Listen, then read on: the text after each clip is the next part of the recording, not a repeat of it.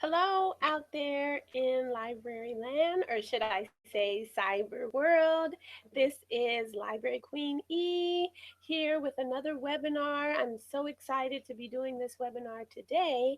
And actually, as you guys know, if you follow me, I usually do the webinars every second Wednesday of each month. And so I did do this same webinar last week, and then there were some technical difficulties, and then I went back and I did it again on a couple days later, and then there were still more technical difficulties, and so now it is perfect, I hope, and no more technical difficulties, and we can run through this and I can give you this information, and hopefully it will definitely be useful to you and to your students.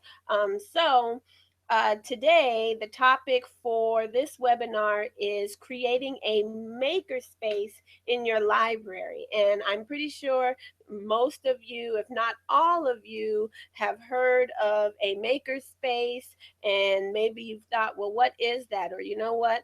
I don't have the resources or the money to be able to afford a 3D printer. Don't I need a 3D printer to create a makerspace or to have a makerspace? Well, it's useful, but you don't need one. So I'm going to talk to you today about what a makerspace is, and then give you some ideas, different activities that I do in my own school library that hopefully that you can replicate or you can tweak so that it works for your school site. But so let's get down to business. So as you can see today, this is a live webinar. Well, every time I do a webinar, it is live, but today, no slides.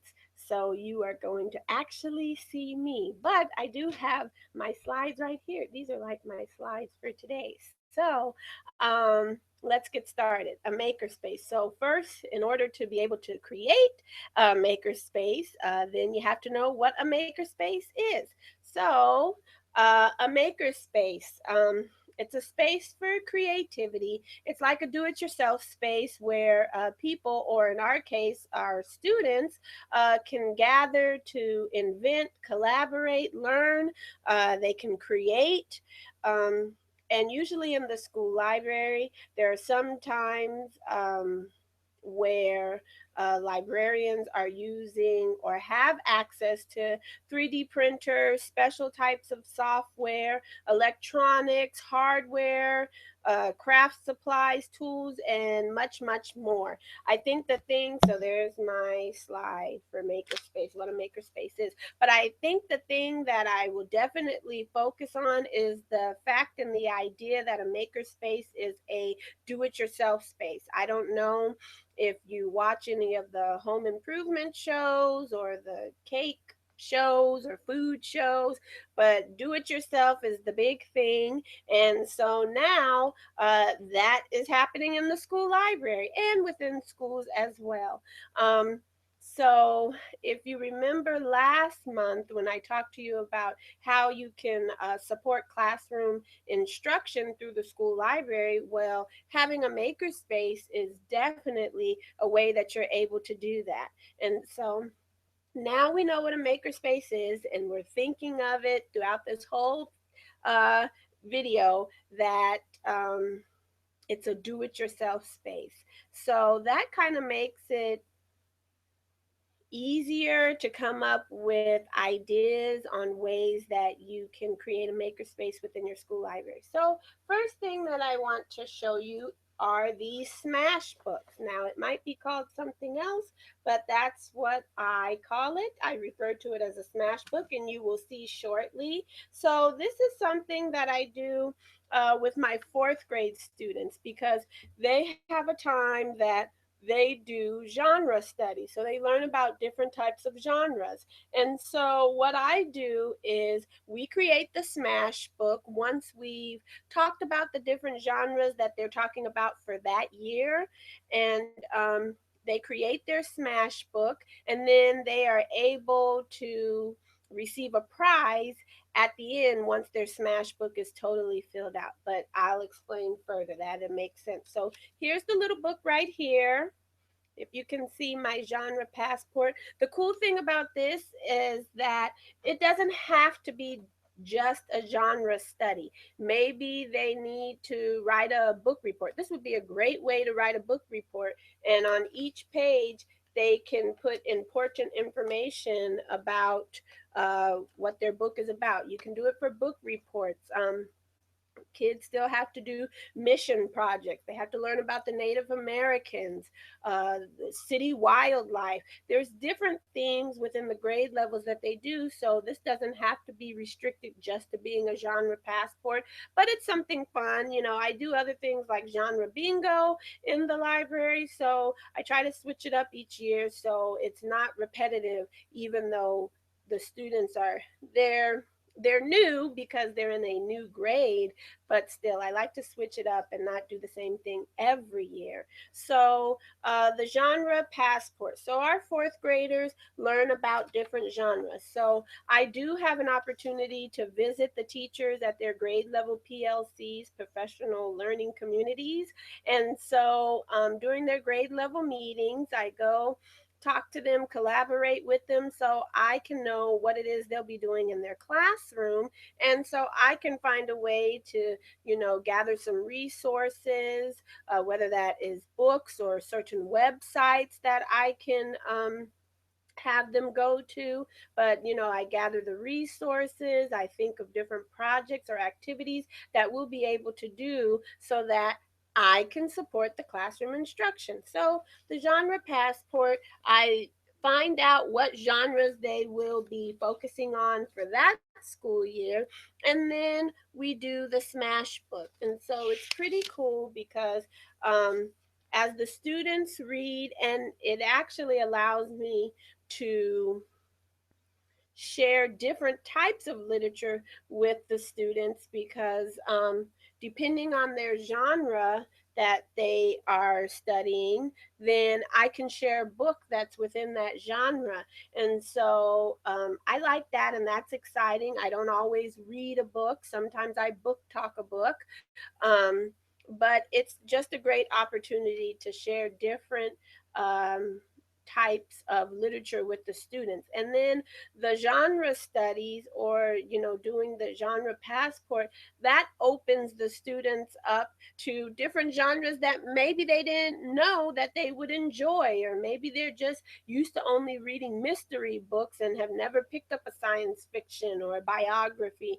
And so this expands their knowledge and then what they like to read as well. I always find this to be successful because the kids find, oh, you know what? I like this genre. You know what? I like to read historical fiction, or I like to read fantasy. And so that's a great thing too. So we create the genre passport in the library, and the kids like to get the prize because once they, let's say they read a biography. See, there's biography. So they read a biography, and the students just have to put the title.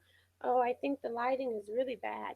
The students just have to put the title, and then they have to put the genre clues. And what that is one or two sentences just to explain why the book that they wrote the title there for, why that book is a biography. So when we're doing a genre study, they learn the different components that make up genre. Okay, and so after they do that and I check it, then they either get a little stamp or sticker right there in that box. And once this is all completed, they get a prize. I do book fairs, and so the profit that I make from the book fairs allows me to, I get bookmarks, I get pencils, erasers, different types of things I know the students like, and they'll be appreciative of whatever it is. So I use those as my prizes to give to the students. So remember, Makerspace is about do it yourself. So here's my genre passport before it looks like a smash book. And we go over the instructions, and then I have the kids create their smash book. One thing I do tell them to remember is make sure um, their folds are nice and crisp. It'll make more sense when they get ready to do the smash book. So fold it one time over wide ways. I call this wide because sometimes the kids like to fold it the other way, and then that will make for you not getting a smash book in the end. And my creases and my folds are not very crisp this time. And then they fold it down again. They should see the front and the back of the book, and then they fold it one more time. So now they fold it, kind of looks like a book. Yes, it does. But the thing is that you can only see a few of the pages. So we open it back up to how it was when we first started, and then they cut on the closed side. I let them know, please make sure to cut on the closed side, because if you cut on the open part, then you will not get a smash book in the end. So I have them cut to the center. They're just cutting to the center.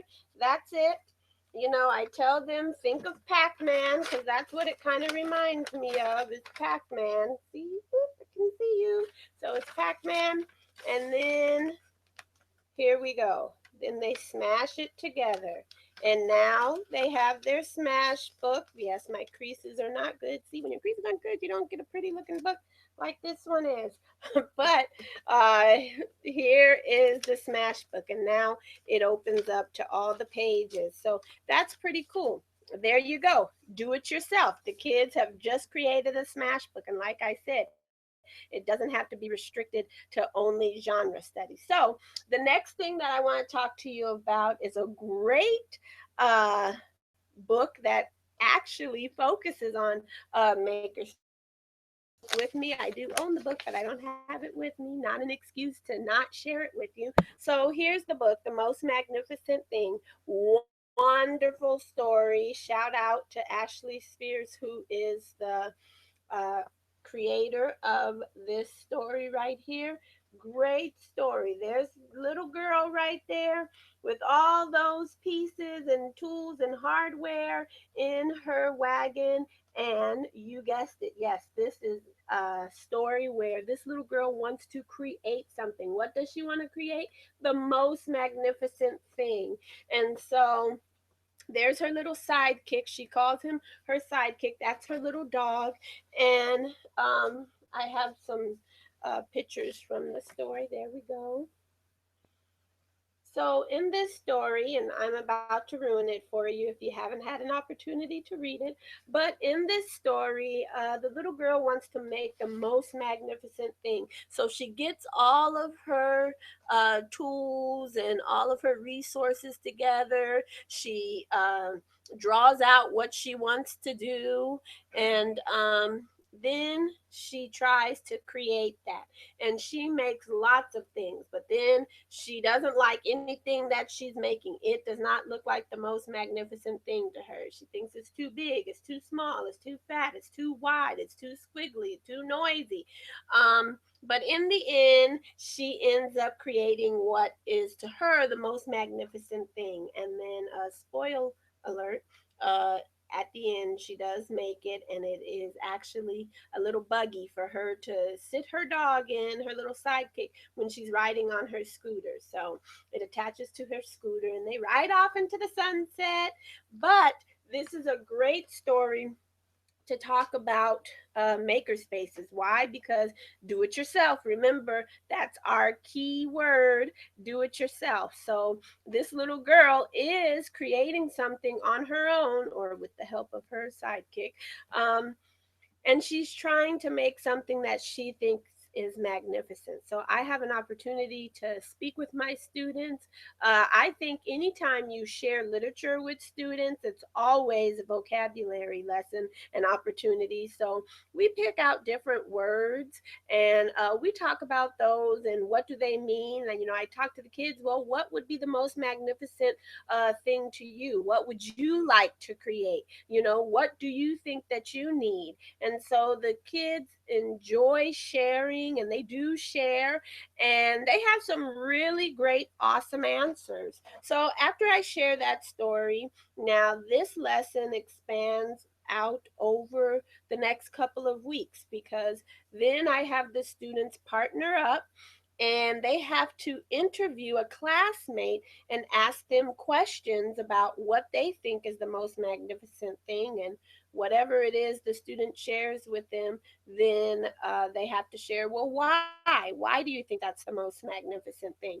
And so they do that, and then the following week when they come in, either you can have your students now sketch out what they shared with their partner was the most magnificent thing to them, or you can have them get right into creating it. So this is where the makerspace comes into, and the do-it-yourself opportunity. So here is the most magnificent thing statement template that I have the students fill out. So they have to ask their partner their name, even if they know. And cool thing about this is that you can partner up kids that usually don't work together, or put a boy and a girl together, because usually girls want to talk to their friends that are girls, and boys want to talk to the boys. And so this is an opportunity. Maybe it could be a girl boy project, but they want to ask the partner their name, and then now they're going to describe their partner. So if I'm interviewing somebody, I'm going to describe my partner, what I think about them. Maybe they're funny, maybe they're nice, maybe they're smart. Um, and so the students describe their partner, and then they ask them, what do you need? What is the most magnificent thing to you? And then the student will share with them, and then they have to share, well, why is that the most magnificent thing? And so here is an example of one, Susie Cole. Here she is. So there's her name right there. And her partner said that she was nice and she was fun. And then so she asked, well, what is the most magnificent thing to you, or what do you need? And she said she needed an automatic clothes folder. So I am assuming that Susie probably has to fold a lot of clothes at home. So she chose an automatic clothes folder. And then she asked her partner, or the partner asked them, well, why do you need this? And think, what was her response? It will help her and her mommy fold clothes faster. So she folds her clothes with her mom. So this will help her fold clothes faster. So either she doesn't like fold clothes or she just wants to fold them faster. But I think that's awesome. And so the following week, when the students come in, I collect these. I keep them. No, they're not this big. They're only this big for webinar purposes. But, I keep them. And then when the students come in, I give them back their interview paper. So that paper would go to Susie Cole, so she can remember what it is that she said she thought was the most magnificent thing. And then they have an opportunity to create their most magnificent thing. So she could create her automatic clothes folder. Now, here's the cool part. I bring in all kinds of stuff for the students to use: construction paper, felt, glitter, glue, rocks, buttons, sand, cardboard, blocks if I have any, styrofoam. That way, they have access to different things so that they can create their most magnificent thing. So they're doing a do it yourself type project because they need to create this, and then they're using the resources that they have access to, and those are the ones that I bring in. And it's really great when I do this one. The students go home, they share with their parents. Parents donate stuff, the school will donate stuff, I bring in stuff that I have left over because I like to do crafts, so I have a lot of arts and crafts stuff. But Talk with your teachers, talk with your administrator. This is not expensive. I mean, if you want to even see if you can send a notice home, we're doing something, we're creating something in the library. You can talk to the parents about the story you read, and then see if they can send just stuff that they have lying around that they're not using at home. Everybody has a cardboard box, I'm sure, somewhere. So they can bring those things in, and now they create their most magnificent thing. We follow up with this the next week, and now the students share out. They share what they created. So if I was Susie Cole, I would have my automatic close folder that I made, and then I share about what it is and then why I need it. And the kids love this. The cool thing about this story, and then when you see the kids really engaged in doing this, is the fact that the most magnificent thing can look any way they want it to because it's their idea.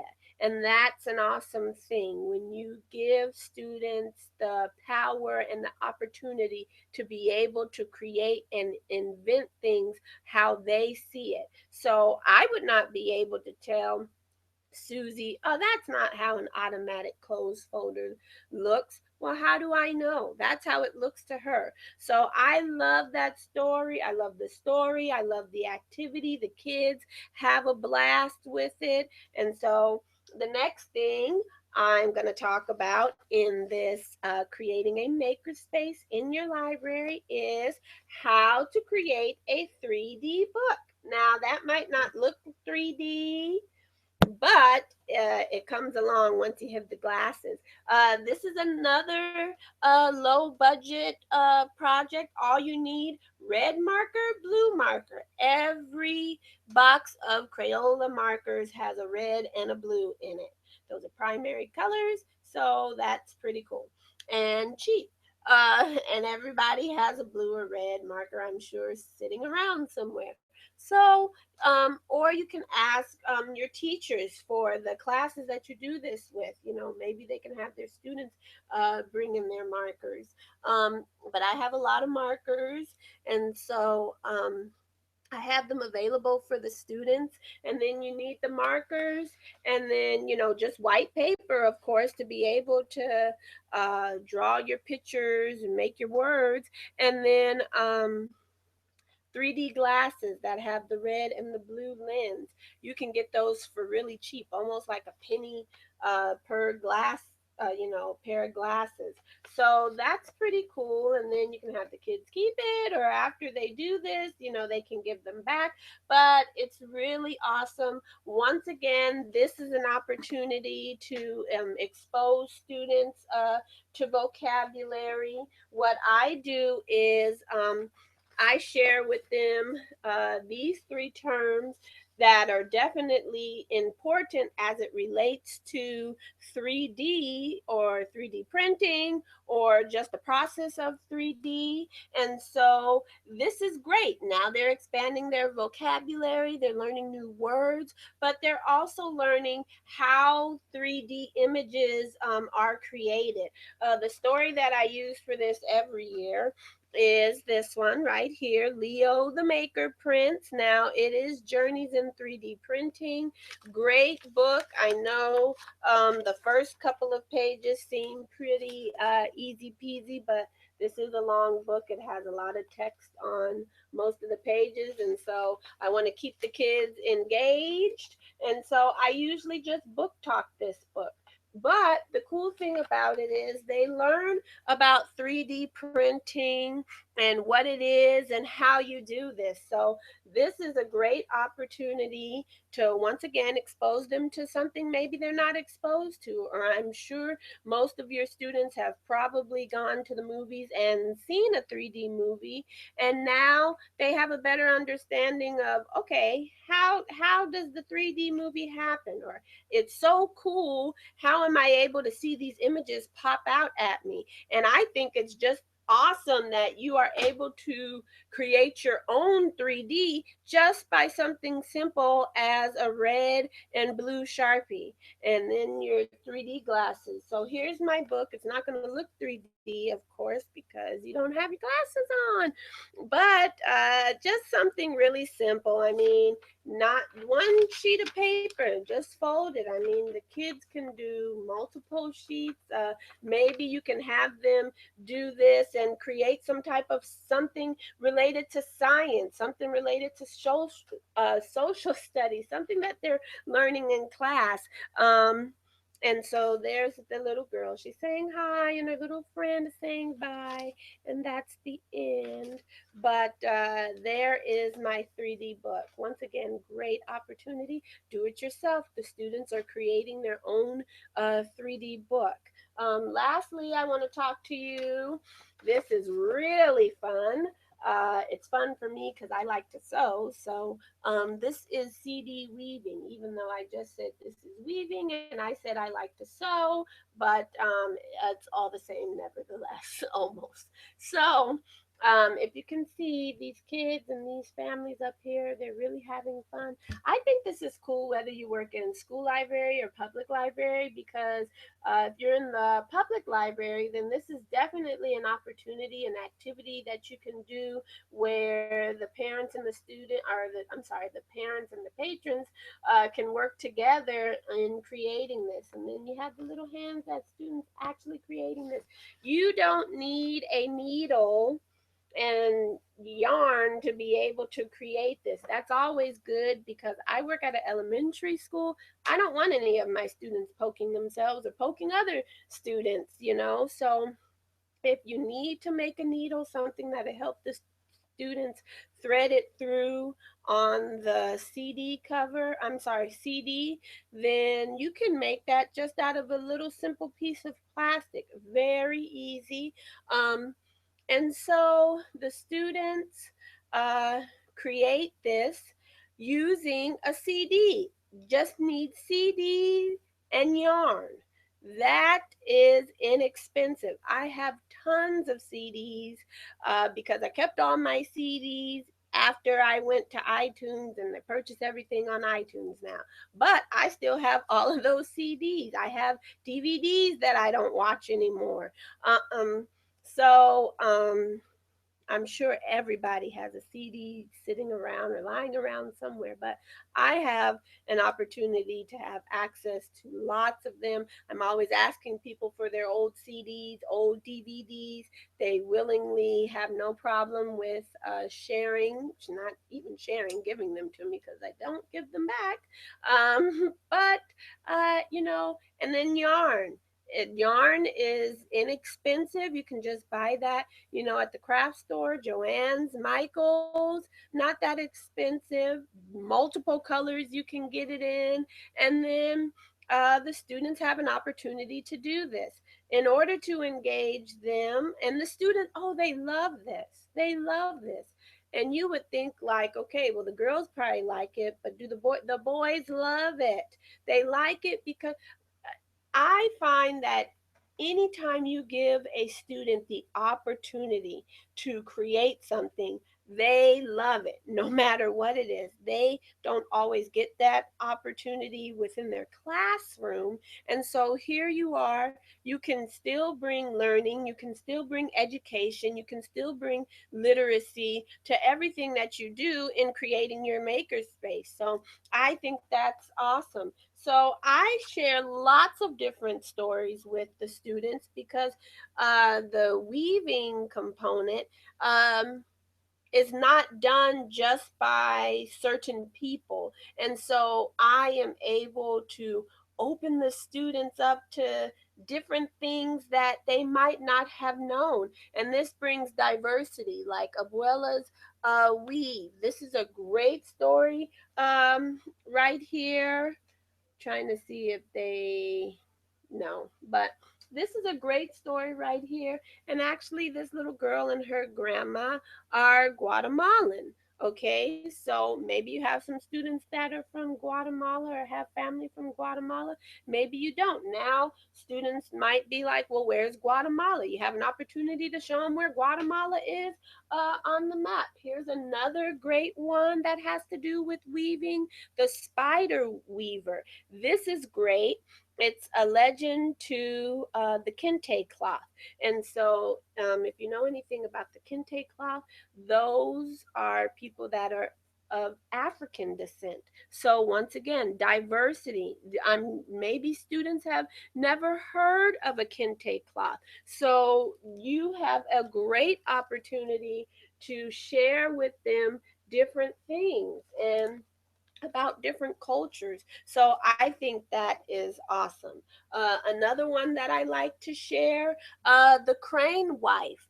And in this story, the wife and the husband, I mean, they're of Asian descent. And so, once again, diversity, a different type of book. Students might not know. You have an opportunity to share, show them things. They learn new words. And so, this is just great. So, I always open up any activity or lesson that I do with some type of story because, of course, I'm in elementary, and so students still love to hear stories, but you'd be surprised. I'm pretty sure some of your middle schoolers and high schoolers would still like to hear a story every once in a while. But there are multiple ways to be able to engage your students. If you have older students, you can book talk books, but you still have an opportunity to share some type of literature with them. And then I get into the activity. And the thing that I like the most is what I see, the finished product. The kids are so proud of it. I always display student work in my school library, so other students can see what different grade levels, are doing. But I just love it. And the kids love it, the teachers love it. So remember, creating a makerspace in your school library. I have just hopefully given you some great ideas that you can use within your own school library. And remember, you can always tweak these things. Continue to watch and rewatch if you want to know how to do things, or you have any questions. You are always free to contact me either through my YouTube channel or through my email, libraryqueenel@gmail.com. Check me out on YouTube, Library Queen E. Remember that. Even though I know it is Sunday today, remember that every second Wednesday of each month, beginning at 5:15 p.m., and I'm only with you for 45 minutes. Um, but every second Wednesday, 5:15 Pacific Standard Time, is the Para Symposium. And hopefully these webinars will be beneficial to you. Share them with your friends, those that you know that work within school libraries. Sometimes we don't always get the opportunity for PD, or we don't always get the opportunity to just link up with anybody who is in our profession, because we are the only one of us on the school campus, unless you are privileged to be a part of the model team, and it's TL and Para in the library. But we are the Lone Rangers on our school campuses. So I think it's great to have an opportunity and a platform and a forum where you can come and share your ideas and ask your questions. I hope to see you next month. I am so excited. I had the opportunity this weekend to go to a coding workshop. It was dynamic. And so next month in January, on the second Wednesday at 5:15, I will be sharing about coding in your school library. So please check it out. Thank you so much always for this opportunity. And remember, peace, love, and books.